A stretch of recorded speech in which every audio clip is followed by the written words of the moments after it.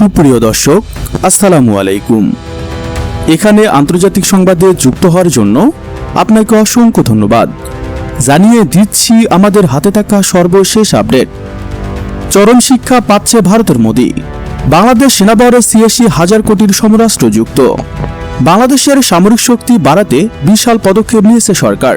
দেশের সার্বভৌমত্ব, ভূখণ্ডের অখণ্ডতা এবং জাতীয় নিরাপত্তা নিশ্চিত করতে আগামী ১০ বছরে বাংলাদেশ সেনাবাহিনীর আধুনিকায়নে প্রায় ৮৬,০০০ কোটি টাকার পরিকল্পনা নিয়েছে সরকার। একই সঙ্গে নৌবাহিনীর আধুনিক frigate, corvette, offshore petrol vessel এবং সাবমেরিন সংযোজন হচ্ছে। সেই সাথে বিমান বাহিনীতে চতুর্থ প্রজন্মে মার্জিল combat aircraft MRCA, attack helicopter, মাঝারি পাল্লার ক্ষেপণাস্ত্র প্রতিরক্ষা ব্যবস্থা, এন্টি ড্রোন প্রযুক্তি এবং ইলেকট্রিক ওয়ারফেয়ার সিস্টেম যুক্ত করার পরিকল্পনার কথা জানিয়েছে সরকার। পাশাপাশি মেড ইন বাংলাদেশ প্রতিরক্ষা শিল্প গড়ে তুলতে দেশীয় প্রতিরক্ষা শিল্পনীতি ডিফেন্স ইন্ডাস্ট্রিয়াল জোন বা DIG এর একটি প্রযুক্তি হস্তান্তরের TOTর মাধ্যমে সামরিক উৎপাদন সক্ষমতা বাড়ানোর উদ্যোগ নেওয়া হয়েছে। প্রধানমন্ত্রী জানিয়েছে, পরিকল্পনা বাস্তবায়নের মাধ্যমে সেনাবাহিনীর সামগ্রিক যুদ্ধ সক্ষমতা উল্লেখযোগ্যভাবে বৃদ্ধি পাবে। এর আওতায় নতুন ট্যাঙ্ক এবং সাজোয়াজান যুক্ত হবে স্থল যুদ্ধের সক্ষমতা পার করতে। একই সঙ্গে আধুনিক আর্টিলারি রকেট সিস্টেম, ট্যাঙ্ক বিধ্বংসী অস্ত্র, স্বল্প ও মধ্যম পাল্লার আকাশ প্রতিরক্ষা ব্যবস্থা সংযোজনের মাধ্যমে দূরপাল্লার নির্ভুল আঘাত এবং আকাশ প্রতিরক্ষা সক্ষমতা আরও শক্তিশালী করা হবে। লিখিত উত্তরে আরও বলেছে, সেনাবাহিনীর আনম্যান এরিয়াল ভেহিকল বা UAV, কাউন্টার UAV এবং আধুনিক নজরদারি প্রযুক্তি সংযোজনের মাধ্যমে গোয়েন্দা তথ্য সংগ্রহ, পর্যবেক্ষণ ও পরিস্থিতি অনুধাবনের সক্ষমতা বাড়াতে হবে। পাশাপাশি বিনিয়োগ অভিযানের পরিচালনা, আকাশপথে সৈন্য ও সরঞ্জাম স্থানান্তর এবং নৌপথে পরিবহন সক্ষমতা বৃদ্ধি করে বাহিনীর কৌশলগত ও অপারেশনাল গতিশীলতা আরও সুসংগত করা হবে। প্রধানমন্ত্রী জানান, দীর্ঘমেয়াদী যুদ্ধ পরিচালনার সক্ষমতা নিশ্চিত করতে আর্টিলারি গোলাবারুদ, MRLS রকেট, ট্যাঙ্কের গোলাবারুদ, এন্টি ট্যাঙ্ক গাইডেড মিসাইল সহ বিভিন্ন ধরনের অস্ত্র, গোলাবারুদ প্রয়োজনে মজুদ গড়ে তোলার পরিকল্পনা নেওয়া হয়েছে। তিনি বলেন, প্রতিরক্ষা ক্ষেত্রে আত্মনির্ভরতা অর্জনের লক্ষ্যে ফিউজ অফ প্রাইমার, আধুনিক assault rifle, anti tank guided missile, bullet proof jacket, helmet সহ বিভিন্ন সামরিক সরঞ্জামের দেশীয় উৎপাদনের অবকাঠামো ও প্রযুক্তিগত সক্ষমতা গড়ে তোলা হবে। এতে বৈদেশিক নির্ভরতা কমবে এবং দেশের প্রতিরক্ষা শিল্পের বিকাশ ঘটবে। প্রধানমন্ত্রী জানান, এসব লক্ষ্য বাস্তবায়নে আগামী 10 বছরে প্রায় ৮৬,০০০ কোটি টাকা প্রয়োজন হবে। পরিকল্পনা বাস্তবায়িত হলে বাংলাদেশ সেনাবাহিনী আরও প্রযুক্তি নির্ভর, বহুমাত্রিক, আত্মনির্ভর, যুদ্ধ উপযোগী বাহিনীতে পরিণত হবে। নৌবাহিনীর আধুনিকায়নের পরিকল্পনা রয়েছে।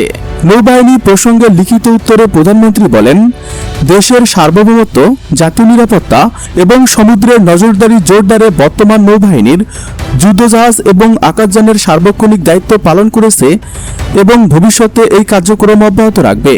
তিনি জানান, নৌবাহিনীর আধুনিকায়নের অংশ হিসেবে আধুনিক frigate, corvette, offshore petrol vessel এবং সাবমেরিন সংযোজনের পরিকল্পনা রয়েছে। পাশাপাশি বিভিন্ন ধরনের মনুষ্যবিহীন প্ল্যাটফর্ম যুক্ত করা হবে। বিদ্যমান ঘাঁটির উন্নয়ন, 10,000 নির্মাণ সক্ষমতা বৃদ্ধি, নৌ সদস্যদের উন্নত প্রশিক্ষণ এবং আন্তর্জাতিক সহযোগিতা ও যৌথ মহড়ার পরিকল্পনা রয়েছে।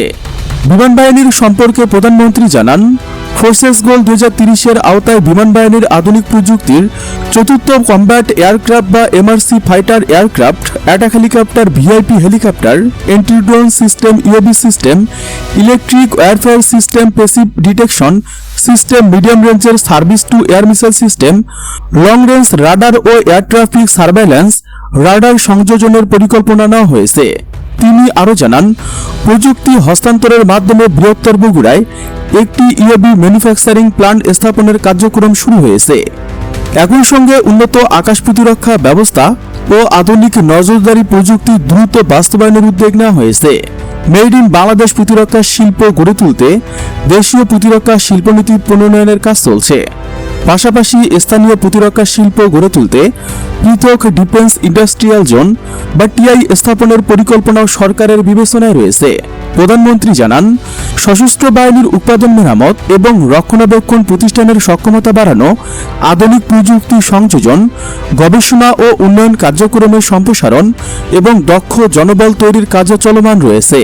তিনি বলেন, বর্তমানে দেশে বিভিন্ন ধরনের গোলাবারুদ, সামরিক যানবাহনের যন্ত্রাংশ, যোগাযোগ সরঞ্জাম, পোশাক সুরক্ষা সামগ্রী সহ বিভিন্ন সামরিক উপকরণ উৎপাদন এবং সংযোজন করা হবে। ভবিষ্যতে ড্রোন প্রযুক্তি, সেন্সর ব্যবস্থা, ইলেকট্রিক এবং উন্নত প্রতিরক্ষা সক্ষম উৎপাদনের সক্ষমতা বাড়ানোর পরিকল্পনা রয়েছে। এক্ষেত্রে বন্ধুপ্রীতম দেশগুলোর সঙ্গে প্রযুক্তি স্থানান্তরের মাধ্যমে প্রতিরক্ষা শিল্প উন্নয়নের কার্যক্রম চলমান রয়েছে বলে জানান তিনি। লিখিত উত্তরে প্রধানমন্ত্রী আরও বলেন, বিশ্ববিদ্যালয়, গবেষণা প্রতিষ্ঠান, শিল্প খাত এবং সশস্ত্র বাহিনীর মতো সহযোগিতা বাড়িয়ে প্রতিরক্ষা প্রযুক্তি গবেষণা ও উৎপাদনের পরিবেশ গড়ে তোলার উদ্দেশ্য নেওয়া হয়েছে। একই সঙ্গে দক্ষ প্রকৌশলী বিজ্ঞানী এবং প্রযুক্তিবিদ তৈরিতে প্রশিক্ষণ ও উচ্চশিক্ষা সম্প্রসারণের পরিকল্পনা রয়েছে। বর্তমানে বাংলাদেশের সামরিক বাহিনীকে দক্ষিণে এশিয়া একটি প্রতিরক্ষামুখী এবং ধীরে ধীরে আধুনিকায়নশীল বাহিনী হিসেবে দেখানো হয়। স্বাধীনতার পর দীর্ঘ সময় ধরে সীমিত বাজেট ও অভ্যন্তরীণ নিরাপত্তার উপর গুরুত্ব থাকলেও গত এক দশকে বাংলাদেশের সেনাবাহিনী, নৌবাহিনী এবং বিমান বাহিনীর আধুনিকায়নে উল্লেখযোগ্য বিনিয়োগ রয়েছে। বিশেষ করে ফোর্সেস গোল 2030-এর কর্মসূচির আওতায় নতুন যুদ্ধাস্ত্র, সাবমেরিন, আধুনিক রাডার ক্ষেপণাস্ত্র ব্যবস্থা, সাজোয়াজান এবং বিমান সংগ্রহের মাধ্যমে তিন বাহিনীর সক্ষমতা ধীরে ধীরে বৃদ্ধি করা হচ্ছে। স্থল বাহিনীর দিক থেকে বাংলাদেশ সেনাবাহিনী দেশের সর্বোচ্চ সামরিক শক্তি। সচলিত এবং টয়েড আর্টিলারি, মাল্টিপল রকেট লঞ্চার এবং বিভিন্ন ধরনের ক্ষেপণাস্ত্র ব্যবস্থা যুক্ত হওয়ায় বাহিনীটি আগের তুলনায় অনেক বেশি শক্তিশালী হয়েছে। একই সঙ্গে দেশীয় প্রতিরক্ষা শিল্পের মাধ্যমে কিছু অস্ত্র এবং সামরিক যান উৎপাদনের সক্ষমতা পান। নৌবাহিনীর ক্ষেত্রে বাংলাদেশ বড় পরিবর্তন এনেছে।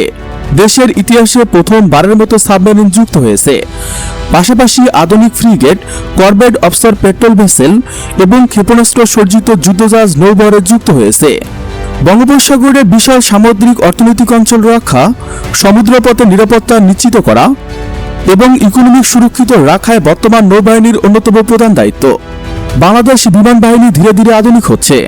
বর্তমানে তাদের হাতে থাকা F-7 BGI MiG-29 এবং Yak-30-এর মতো প্ল্যাটফর্ম রয়েছে। পাশাপাশি উন্নত রাডার নেটওয়ার্ক, বিমান প্রতিরক্ষা ব্যবস্থা এবং নতুন প্রযুক্তির মাল্টি যুদ্ধবিমান সংযোগের পরিকল্পনা নিয়ে আলোচনা চলছে। বিশেষজ্ঞদের মতে ভবিষ্যতে আধুনিক 4.5 প্রজন্মের যুদ্ধবিমান যুক্ত হলে বিমান বাহিনীর সক্ষমতা আরও বৃদ্ধি পাবে। দেশের ভৌগোলিক অবস্থান, সীমিত প্রতিরক্ষা বাজেট এবং শান্তিপূর্ণ পররাষ্ট্র নীতির কারণে বাংলাদেশ আক্রমণাত্মক সামরিক কৌশলের পরিবর্তে সীমান্ত নিরাপত্তা, আকাশসীমা ও সমুদ্র সীমা রক্ষা এবং প্রয়োজনে কার্যকর প্রতিরোধ গড়ে তোলার সক্ষমতার উপর বেশি গুরুত্ব দিচ্ছে। সামরিক বিশেষজ্ঞদের মতে আধুনিকায়ন কর্মসূচি সফলভাবে বাস্তবায়িত হলে আগামী এক দশকে বাংলাদেশের সশস্ত্র বাহিনী দক্ষিণ এশিয়ার একটি বড়, আধুনিক এবং প্রযুক্তি নির্ভর প্রতিরক্ষা বাহিনীতে পরিণত হবে। প্রিয় দর্শক, সরকারের এই পদক্ষেপ বাংলাদেশের সামরিক শক্তি কতটা বাড়াবে বা পারবে বলে আপনি মনে করেন? আপনার মতামত কমেন্টে জানান। বাংলাদেশের সামরিক বাহিনী নিয়ে আরও জানতে আমাদের চ্যানেলের ভিডিও ট্যাব থেকে ঘুরে আসুন। এই ভিডিওটি ভালো লাগলে লাইক বাটনে ক্লিক করুন। ভিডিওটি আপনার বন্ধুদের সঙ্গে শেয়ার করে তাদেরকেও ভিডিওটি দেখার সুযোগ করে দিন। আল্লাহ হাফেজ।